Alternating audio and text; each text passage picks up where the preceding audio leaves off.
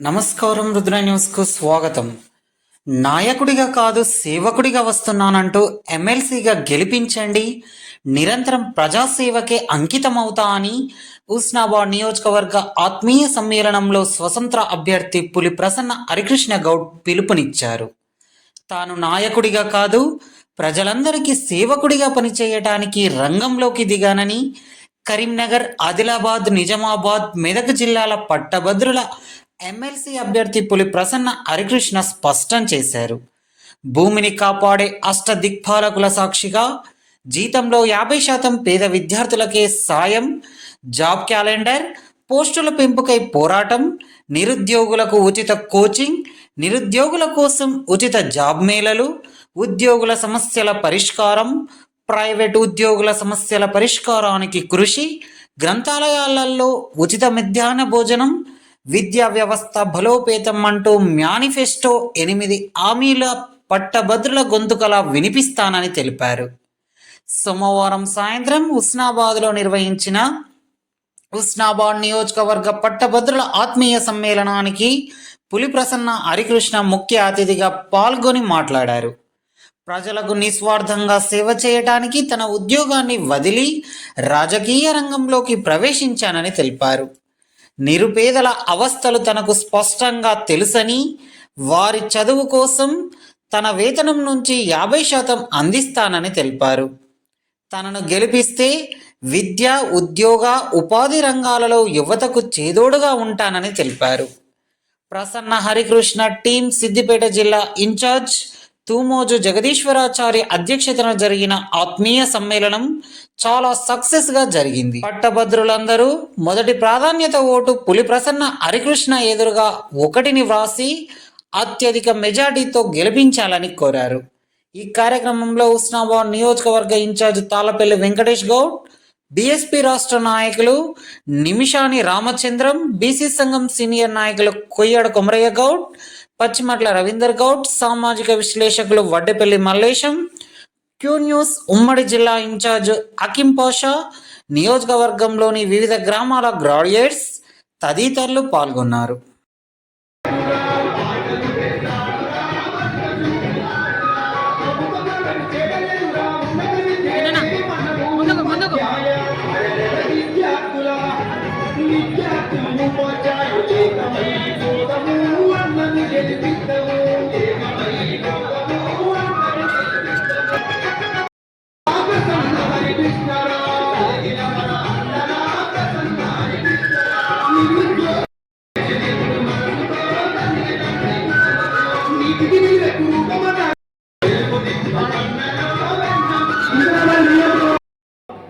Husnabad comrades అందరికీ,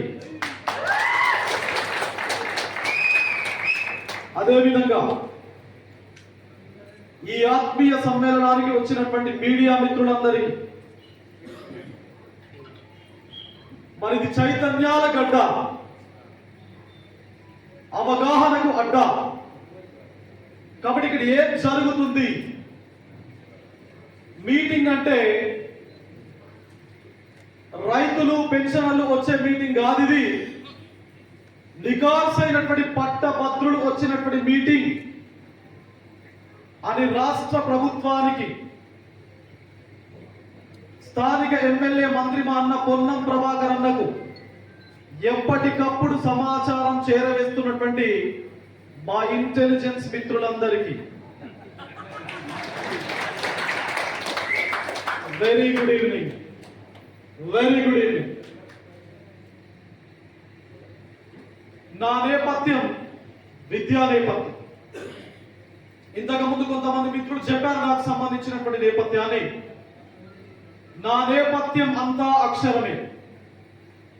ఆ అక్షరంతోనే గతం నుంచి ప్రస్తుతం వరకు నడిచిన, భవిష్యత్తు లోపల మీ అందరూ అవకాశం ఇస్తే తెలంగాణ రాష్ట్రం లోపల అక్షర విప్లవం, అక్షర సేద్యం చేయడానికి ప్రసన్న హరికృష్ణ ముందుంటాడు అని మీ అందరికీ కూడా చెప్పదలుచుకున్నా. ఎందుకంటే ఎప్పుడో తెలంగాణ గొప్ప కవి, తెలంగాణ ప్రముఖ కవి కాళోజీ నారాయణరావు గారు చాలా స్పష్టంగా చెప్తా ఉంటారు. వారు ఏం చెప్తారు? వారు అక్షర రూపం దాల్చినటువంటి సిరా చుక్క 1,00,000 మెదళ్లకు కదలిక అని చెప్పేసి మరి అక్షరమే ఈరోజు నన్ను మీ ముందు నిలబెట్టింది. అక్షరమే భవిష్యత్తులో ఏ మాత్రం కాంప్రమైజ్ కాకుండా తెలంగాణ విద్యా వ్యవస్థను బలోపేతం చేయడానికి నడుం కట్టి నన్ను ఇక్కడ నిలబెట్టింది. మరి ఇందులో భాగంగా నేనెందుకు వాయి ప్రసన్న హరికృష్ణ, అసలు ఎందుకు ప్రసన్న హరికృష్ణకు ఓటు వేయాలి, ఎందుకు మిగతా వాళ్ళకు ఓటు వేయొద్దు అనేదాన్ని ఒకే ఒక నిమిషంతో స్పష్టంగా చెప్పే ప్రయత్నం నేను చేస్తా ఉన్నా. ప్రసన్న హరికృష్ణకి ఉస్మానియా యూనివర్సిటీలో పీజీ పూర్తయిన తర్వాత 2008 లోపల జూనియర్ లెక్చరర్ ఉద్యోగం వచ్చింది. 2008 నుంచి 2024 వరకు అంటే సుమారుగా 15 సంవత్సరాల పైచిలుకు నా ఉద్యోగ జీవితం లోపల నాకొచ్చేపటి ప్రతి నెల జీతంలో 30% జీతాన్ని నిరుద్యోగుల సంక్షేమం కోసం ఖర్చు పెడతాను. అంటే నెలలో 2 నెలలో 3 నెలలో రాజకీయాల్లోకి వస్తున్నానో ఎమ్మెల్సీగా పోటీ చేస్తున్నానో నేను ఖర్చు పెట్టలేదు. గత 17 సంవత్సరాల నుంచి నేను ఆ పని చేసుకుంటా వస్తున్నా. So that is my contribution towards the welfare of unemployed youth in the state of Telangana. మరి ఇంకా ఎందుకు వేయాలి ప్రసన్న హరికృష్ణకు ఓటు అంటే గత 18 సంవత్సరాల నుంచి నిరుద్యోగుల యొక్క గుండె చప్పుడు విన్నటువంటి వ్యక్తి ప్రసన్న హరికృష్ణ. నిరుద్యోగుల సమస్యలు, నిరుద్యోగుల సాధక బాధక, వాళ్ళ జీవన గమనంలో నా జీవన విధానం మమేకమైనటువంటి వ్యక్తిగా ఈ రోజు ప్రసన్న హరికృష్ణ నిరుద్యోగుల పక్షపాతిగా పట్టభద్రుడు ఎమ్మెల్సీగా పోటీ చేస్తుంది. ఇంకెందుకు వేయాలి ప్రసన్న హరికృష్ణకు ఓటు? ఒక ఉద్యోగిగా 15 సంవత్సరాల పైచిలుకు ఉద్యోగ జీవితం అనుభవించాను. ఉమ్మడి ఆదిలాబాద్ జిల్లా పక్షాన తెలంగాణ ఉద్యమం లోపల పాల్గొన్నటువంటి నేపథ్యం నాకు ఉన్నది. ఆదిలాబాద్ జిల్లా పక్షాన ఉమ్మడిగా 2 సార్లు మా సంఘానికి అధ్యక్షత వహించినటువంటి నేపథ్యం నాకు ఉన్నది. ఉద్యోగుల సమస్యల పట్ల అవగాహన స్పష్టత ఉన్నటువంటి వ్యక్తిగా ఈ రోజు నేను పట్టభద్రుల ఎమ్మెల్సీగా నేను పోటీలో ఉన్నా. నేను బేసిక్ గా ఒక టీచర్. ఎలాంటి టీచర్ అంటే ఎప్పుడో భారతదేశంలో ఒక గొప్ప విద్యావేత్త డాక్టర్ డిఎస్ కొఠారి ఒక మాట చెప్తా ఉంటా. This entire destiny of the nation is shaped in the 4 walls of the class room అని చెప్పేసి, ఈ దేశం యొక్క ఉజ్వలమైనటువంటి భవిష్యత్తు 4 గోడలు ఉన్నటువంటి తరగతి గది లోపల రూపుదిద్దుకుంటుంది అని చెప్పేసి, మరి ఆ రూపుదిద్దుకోవడం లోపల నేను జాతి నిర్మాతను, నేను దేశ నిర్మాతను. ఎందుకంటే నా చేతుల నుంచి, ఈ చేతులు పట్టుకున్న చాక్ పీస్ నుంచి గత 15 సంవత్సరాల నుంచి కొన్ని వేల మంది స్టూడెంట్స్ ఈ సమాజం లోపల ఒక బాధ్యతాయుతమైనటువంటి వ్యక్తిగా, బాధ్యతాయుతమైనటువంటి పౌరునిగా వివిధ రకాల రంగాల లోపల వాళ్ళు పనిచేస్తా ఉన్నారు. మరి ఇలాంటి నేపథ్యం ఉన్నప్పుడు ఈ ప్రసన్న హరికృష్ణ యొక్క ఈ చేతులు గత 15 సంవత్సరాలు చాక్ పీస్ పట్టుకున్నాయి. ఎక్కడ కాంప్రమైజ్ కాకుండా పాఠాలు చెప్పాడు. గుండె లోతుల్లో నుంచి న్యాయం చేయాలి విద్యార్థులకు అనేటువంటి తపనతో పాఠాలు చెప్పాడు. మీ అందరూ మద్దతు పలికితే, మీ అందరూ ఆశీర్వదిస్తే 15 సంవత్సరాలు చాక్ పీస్ పట్టుకున్నటువంటి ఈ చేతులు భవిష్యత్తు తెలంగాణ చట్టాలను రాయాలి అనుకుంటున్నాను. ఇస్తారా? ఇస్తారా? ఇస్తారా? మరి ఈ నేపథ్యం నాకుంటే మిగతా ఇద్దరు ఉన్నారు. మిగతా ఇద్దరు మా నిషానన్న ఇంతకు ముందు ఆ ఇద్దరు ఎవరో చెప్పారు. ఒకవైపున కార్పొరేట్ విద్యా సంస్థల అధిపతి నరేందర్ రెడ్డి, మరొక వైపున ఒక పెద్ద పారిశ్రామికవేత్త అంజిరెడ్డి. మరి నేను ఈ వేదిక నుంచి ఒకటే అడుగుతా ఉన్నా రాష్ట్ర ముఖ్యమంత్రిని మీడియా ముఖంగా ఒకటే అడుగుతా ఉన్నా. నిన్న కూడా ప్రశ్నించా. ఒక పార్టీ ప్రభుత్వాన్ని ఏర్పాటు చేసినప్పుడు ప్రభుత్వం పైన ఒక పవిత్రమైన బాధ్యత ఉంటుంది.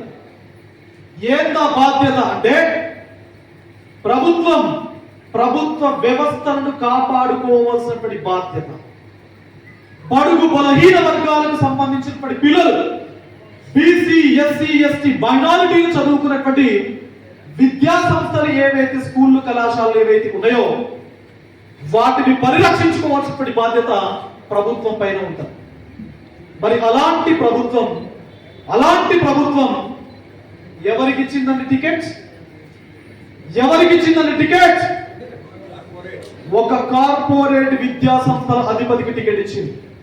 అంటే ఏం ఇండికేషన్ తెలంగాణ సమాజానికి ఇవ్వాలనుకుంటున్నాం? అంటే ప్రభుత్వ స్కూల్ ఉండద్దు, ప్రభుత్వ కళాశాల మొత్తం నిర్వీర్యం కావాలి, ఆల్ఫోర్స్ అనేటువంటి విద్యా సంస్థలు మొత్తం తెలంగాణ రాష్ట్రంలో నలుమూలన విస్తరించాలన్నా నువ్వు ఈ రోజు ప్రచారం చేస్తున్నది. నీ ప్రచారం యొక్క ఉద్దేశం ఏంటి? నువ్వు చెప్పాలి తప్పనిసరి. You should answer. Honourable chief minister of Telangana Shri Revanth Reddy గారు, you should answer to my question. మీరు తప్పనిసరిగా ఆన్సర్ చేయాలి. మరి ఇక్కడ కూర్చున్నటువంటి మన పిల్లలు, మనకు తెలిసినటువంటి బంధువులు చాలా మంది ఇప్పటి వరకు ఎయిర్ ఫోర్స్ లో చదువుకొని ఉంటాం. ఎప్పుడైనా ఏ ఒక్క వ్యక్తికైనా ₹1 కన్సెషన్ ఇచ్చిందా? కన్సెషన్ ఇచ్చిందా? ఒకవేళ అడిగితే మీ ఫోన్ లిఫ్ట్ చేసిందా? ఒకవేళ ఫోన్ లిఫ్ట్ చేయకపోతే మీరు కలవాలని వెళ్తే మీకు కలిసిందా? అపాయింట్మెంట్ ఆర్డర్ ఇచ్చిందా? ఏమైనా ₹1 సామాజిక సేవ చేసిందా? మరి ఎందుకు గెలిపియాలండి ఆర్ ఫోర్స్ నరేందర్ రెడ్డి? చెప్పనా ఎందుకు గెలిపారనా?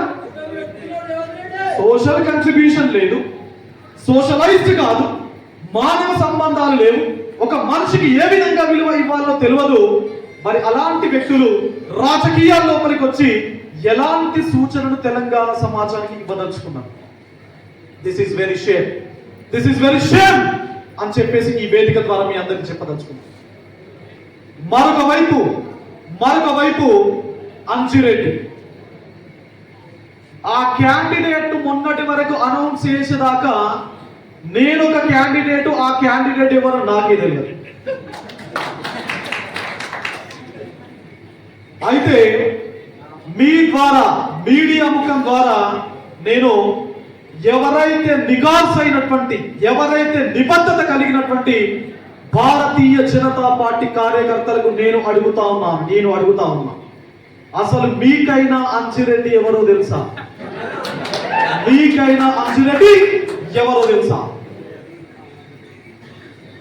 ఎలాంటి రిలేషన్ లేని వ్యక్తి, హైదరాబాద్ లో ఉండి అసలు ఈ గడ్డ, ఈ నేల గురించి కనీస అవగాహన లేనటువంటి వ్యక్తి ఇక్కడికి వచ్చి పోటీ చేస్తే మీరు ఎలా మద్దతు తెలుపుతారు?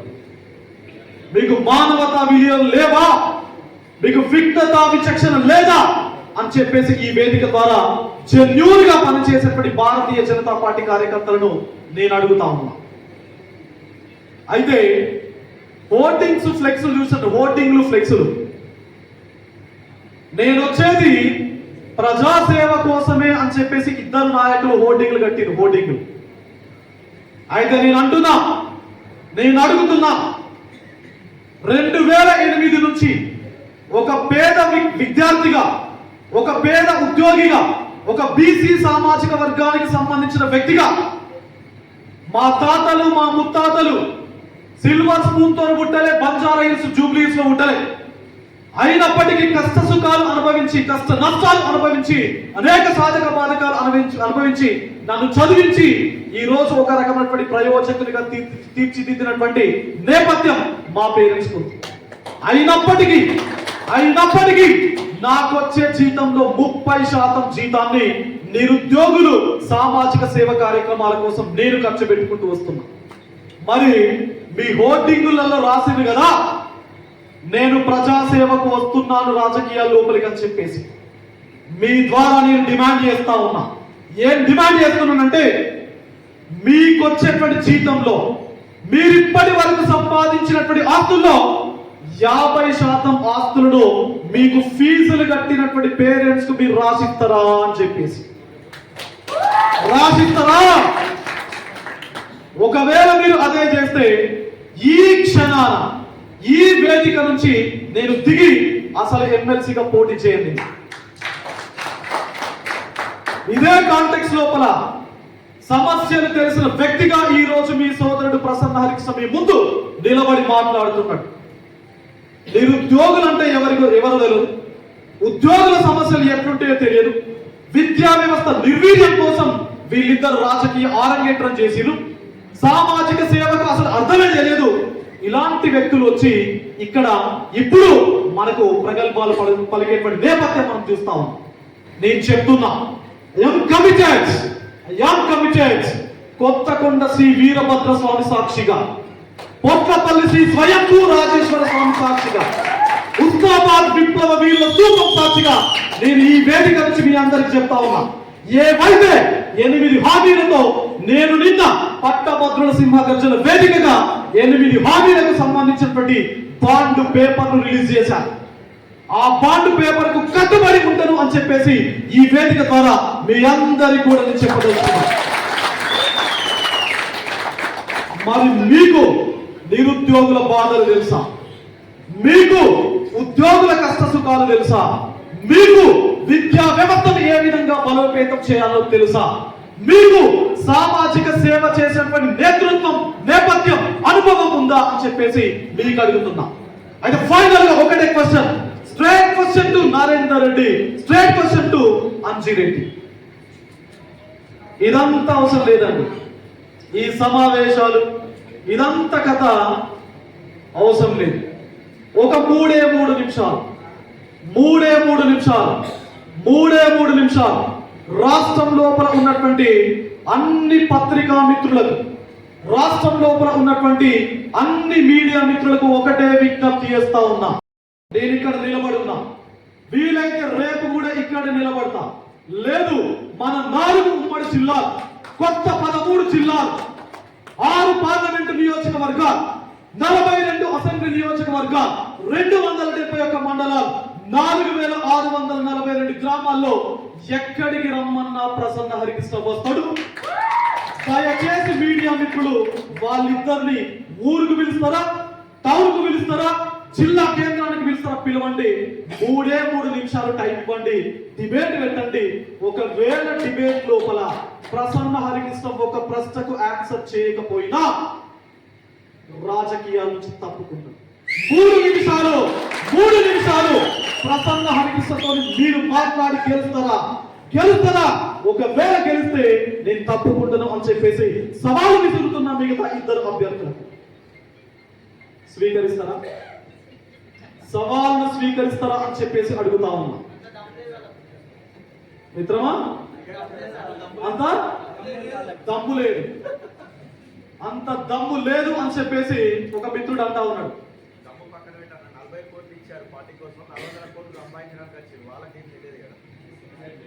మిత్రుడు 40 కోట్లు పెట్టి టికెట్ కొన్నాడు, 400 కోట్లు సంపాదించుకోవడానికి వచ్చిరన్నా, ఇంకెందుకన్నా వాళ్ళతో డిబేట్ డిస్కషన్ అని చెప్పేసి. అసలు డిబేట్ కు పిలిస్తే వచ్చే ధైర్యం ఉందా అని చెప్పేసి అడుగుతున్నా, వచ్చే ఖర్చు ఉన్నాయా అని చెప్పేసి అడుగుతా ఉన్నా. ఒకే ఒక ప్రశ్నకు ఆన్సర్ చేయండి. ఇంతకుముందు మా సోదరుడు జనార్దన్ యాంతాబా కొన్ని జీవోల గురించి మాట్లాడి నిరుద్యోగులను కంప్లీట్ గా రక్కసిలా పీకు తిన్నటువంటి జీవో నంబర్ 46 గురించి మీకు తెలుసా? గ్రూప్ 1 అభ్యర్థులను రోడ్డు మీద నిలబెట్టినటువంటి జీవో నంబర్ 29 గురించి మీకు తెలుసా? జీవో నంబర్ 55 గురించి మీకు తెలుసా? ఉద్యోగులను రాచి రంపాన పెట్టినటువంటి జీవో నంబర్ 317 గురించి మీకు తెలుసా అని అడుగుతా ఉన్నా. గురుకుల ఉద్యోగుల సాధక బాధకాలు మీకు తెలుసా? సిపిఎస్ ఉద్యోగుల యొక్క కష్ట నష్టాలు మీకు తెలుసా? ఫీ రియంబర్స్మెంట్ కోసం 4 ఏళ్ల తరబడి బకాయిలు చెల్లించలేక అనేక బాధలు అనుభవిస్తున్నటువంటి ప్రైవేట్ విద్యా సంస్థల యొక్క బాధలు మీకు తెలుసా? మొన్నటికి మొన్న నెల రోజుల పాటు సమ్మె నిర్వహించినటువంటి సమగ్ర శిక్ష ఉద్యోగుల యొక్క కష్ట నష్టాలు నీకు తెలుసా అని చెప్పేసి అడుగుతాము. మరి ఎందుకు మీకు రాజకీయాలు అని చెప్పేసి ఈ వేదిక నుంచి నేను అడగదలుచుకున్నా. ఇంతకుముందు నిజామాబాద్ లోపల మన రాష్ట్ర ముఖ్యమంత్రి వర్యులు వచ్చారు. ఒక కామన్ మ్యాన్ మీద మీ పోరాటం. నాకేమైనా ప్రధాన పార్టీ ఉందా, లేదా నేను ప్రతిపక్షం నుంచి పోటీ చేస్తున్నా? ఒక వ్యక్తి ఒక శక్తిగా మారినప్పటి నేపథ్యంలో నన్ను ఎదిరించడానికి నేను సాదా సీదాగా నామినేషన్ వేసిన 5,000 మందితో ఒకే ఒక పిలుపుతో నన్ను ఎదుర్కోవడానికి, నన్ను ఒక ప్రొఫెసర్ ఎదుర్కోవడానికి ఒక పిసిసి ప్రెసిడెంట్, 6 రాష్ట్ర మంత్రులు, 2 తెలంగాణ రాష్ట్ర విప్పులు, 20 మంది ఎమ్మెల్యేలు వచ్చిర్రు అంటే మీ ఓటమిని మీరు ఆ రోజే ఒప్పుకున్నట్టు లెక్క.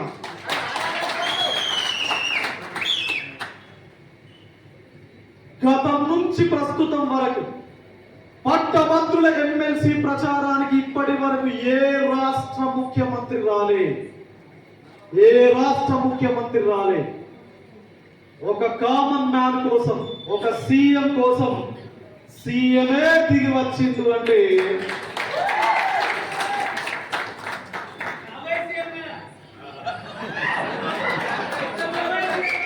నోట్ డౌన్ చేసుకోండి మీరు, లేదంటే మీ ఫోన్ తీసి నేను చెప్పేప్పటి నంబర్ దయచేసి మీరు సేవ్ చేసుకునేప్పటి ప్రయత్నం చేయండి. 9966 99060 98008 98008 9960 98008. దీన్ని దయచేసి మీరు సేవ్ చేసుకోండి.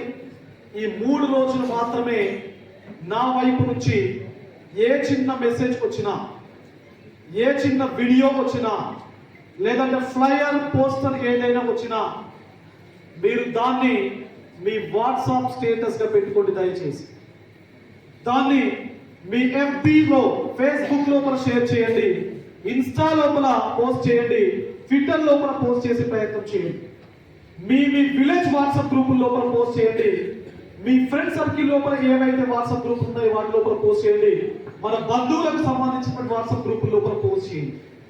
అదే మీరు నాకు చేసేటువంటి అతిపెద్ద హెల్ప్ అండి. కాబట్టి దయచేసి ఈ 2 రోజులు నాతో పాటు కలిసి నడవండి. భవిష్యత్తు తెలంగాణ సమాజాన్ని మనమందరం కలిపి మేల్కొల్పేటువంటి ప్రయత్నం మనం అందరం కలిసి చేద్దాం. అయితే ఈ క్షణాన నేను ఇక్కడ నిలబడాలి, గట్టిగా నా బాణిని వినిపించడానికి బ్యాలెట్ పేపర్ పైన మీ సోదరుడు ప్రసన్న హరికృష్ణ యొక్క సీరియల్ నంబర్ 3 ఉంటుందండి. 3 ఆ 3 పక్కన ప్రసన్న హరికృష్ణ అనే పేరు ఉంటుంది. దాని పక్కన ఉన్నటువంటి గడిలో కేవలం 1 అనేటువంటి మొదటి ప్రాధాన్యత ఓటును మాత్రమే వేయండి. దయచేసి 2, 3, 4 ఎట్టి పరిస్థితుల్లో వేయకండి. మరి ఇలాంటి అవకాశం కల్పించినటువంటి బహుజన సమాజ్ పార్టీ జాతీయ అధ్యక్షురాలు బెహన్జీ కుమారి మాయావతి గారి ఈ వేదిక ద్వారా నేను ప్రత్యేకమైన కృతజ్ఞతలు, ధన్యవాదాలు తెలుపుతాను. ఎందుకంటే ప్రసన్న హరికృష్ణ ఒక మాటల విప్లవం అని చెప్పి నాకు కితాబ్ ఇవ్వడం జరిగింది బెహన్జీ మాయావతి గారు. ఎందుకంటే వారు ఇప్పటి వరకు ఎంత పెద్ద మనిషి వెళ్ళినా 1 నిమిషం కూడా టైం నుంచి మాట్లాడలేదట, 1 నిమిషం కూడా. అలాంటిది ప్రసన్న హరికృష్ణతో 15 నిమిషాలు మాట్లాడింది. 15 నిమిషాలు. So that is what my communication skills, that is what my convincing ability అని చెప్పేసి మీకు చెప్తూ ఒకే ఒక చివరి మాటతో నేను నా చిన్ని ఉపన్యాసాన్ని ముగించేపటి ప్రయత్నం చేస్తాను. ఎందుకంటే రేపు 4 గంటల వరకు క్యాంపెయిన్ కి సంబంధించినటువంటి చిట్ట చివరి రోజు, చిట్ట చివరి గంట రేపు సాయంత్రం 4 గంటలు. రేపు నాకు ఎలాంటి క్యాంపెయిన్ లేదు, కేవలం ర్యాలీస్ మాత్రమే ఉన్నాయి. కాబట్టి ఇదే ఉస్నాబాద్ గడ్డనే నాకు చివరి క్యాంపెయిన్ అడ్డా. కాబట్టి నేను ఇప్పటి వరకు చాలా ప్రాంతాల లోపల ఆత్మీయ సమ్మేళనాలు పెట్టుకుంటూ వస్తున్నాను. స్టేజ్ పైన చాలా ఆత్మీయ సమ్మేళనాల లోపల చాలా మంది కూర్చున్నారు. కానీ కూర్చున్నటువంటి వ్యక్తులు ఒక 10 మంది కూర్చుంటే 2-3 మాత్రమే మాట్లాడారు, మిగతా 6-7 పాపం మాట్లాడలేదు. కానీ ఇక్కడ కూర్చున్నటువంటి ప్రతి వ్యక్తి మాటల తూటాలు పేర్చినటువంటి నేపథ్యాలు కలిగినటువంటి వ్యక్తి. ఎందుకంటే ఈ మట్టి పరిమళం అట్లాంటిది, ఈ నేల గొప్పతనం అట్లాంటిది. మరి ఈ నేల నుండి మీకందరికీ ఒకే మాట చెప్తూ నేను వీడ్కోలు తీసుకుంటున్నాను. ఆ మాట ఏంటి అంటే, ఎప్పుడో యూరప్ దేశాలలో నార్డిక్ దేశాలు అని చెప్పేసి కొన్ని దేశాలు ఉంటాయి. అక్కడ ఒక మాట మాట్లాడుతూ ఉంటారు. ఆ మాట ఏంటంటే, a leader can't be a leader without the strength of his followers. ఒక నాయకుడు ఎప్పటికీ నాయకుడు కాలేడు అతని కోసం పనిచేసేటువంటి నిజమైనటువంటి అనుచరులు లేనంత వరకు. A leader can't be a leader without the support of his genuine friends. ఒక నాయకుడు ఎప్పటికీ నాయకుడు కాలేడు అతనికి ప్రాణానికి ప్రాణం ఇచ్చేటువంటి ప్రేమించే స్నేహితులు లేనంత వరకు. A leader can't be a leader without the strength of his intellectual supports. ఒక నాయకుడు ఎప్పటికీ నాయకుడు కాలేడు అతనికి ఎప్పటికప్పుడు సూచనలు సలహాలు ఇచ్చేటువంటి మేధావి వర్గం లేనంత వరకు. మరి మీ సోదరుని కోసం మిత్రులు ఉన్నారు ఇక్కడ, స్నేహితులు ఉన్నారు ఇక్కడ, నన్ను ఎప్పటికప్పుడు అలర్ట్ చేసే మేధావి వర్గం నా ముందు కూర్చోన్నారు. Thank you Varuna, thank you.